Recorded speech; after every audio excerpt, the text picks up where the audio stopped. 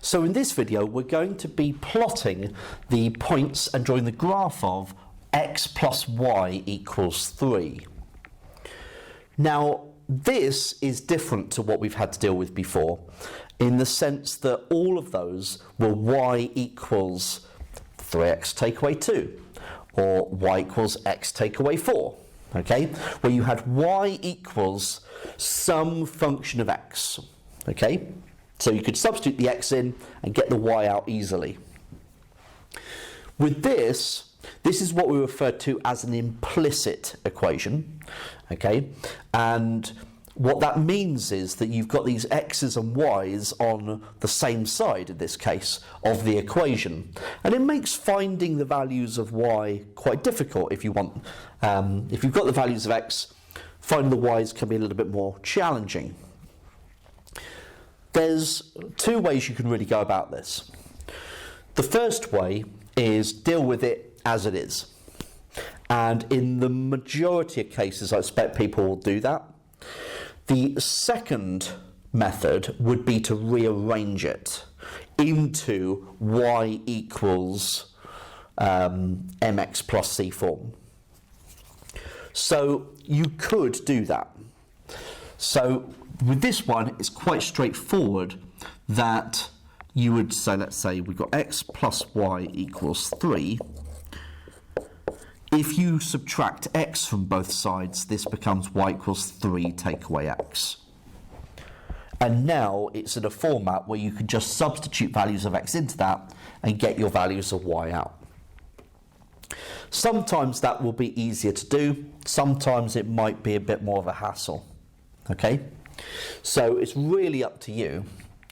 I'm going to go through, if you want to use that, you can. I'm going to tackle it this way, just by going with this implicit equation. So the first one, we've got x equals minus 1. So we're looking at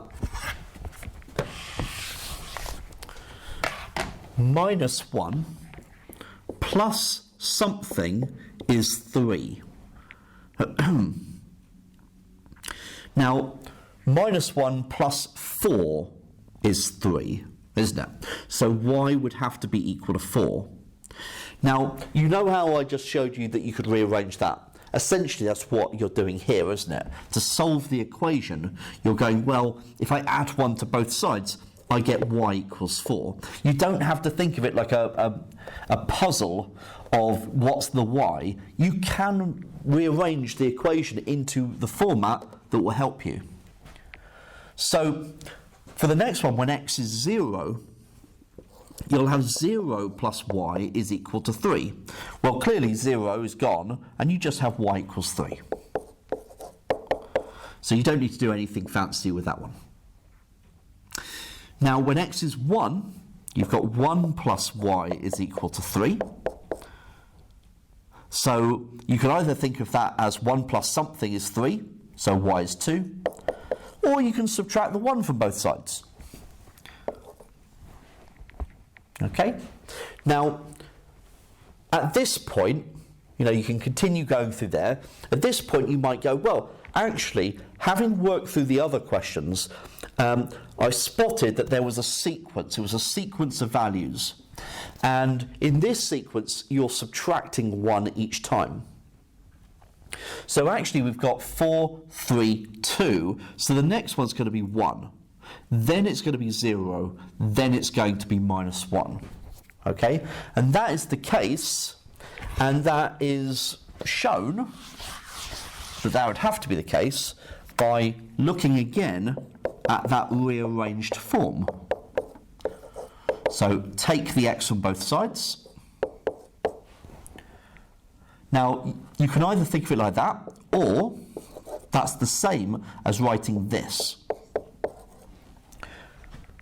Now, the reason why that's the same is because, well, 2 plus 3 is the same as 3 plus 2. So 3 plus negative x is the same as negative x plus 3. It's the same deal. And what's in front of the x? Well, there's this sneaky minus 1, isn't there? Okay? So the minus 1 is telling you That is the gradient of the line, and that is why you are subtracting 1 each time as you go down your sequence. Right, let's plot our points. -1, 4. So -1, 4 is actually up here. Then we have 0, 3. So 0, 3 is there. 1, 2 is there. Then we've got 2, 1, which is there. Then 3, 0. Then 4, -1. Okay, let's see if I can draw my line going through those points. Mine seem to be a little bit higgledy-piggledy, so let's go with that.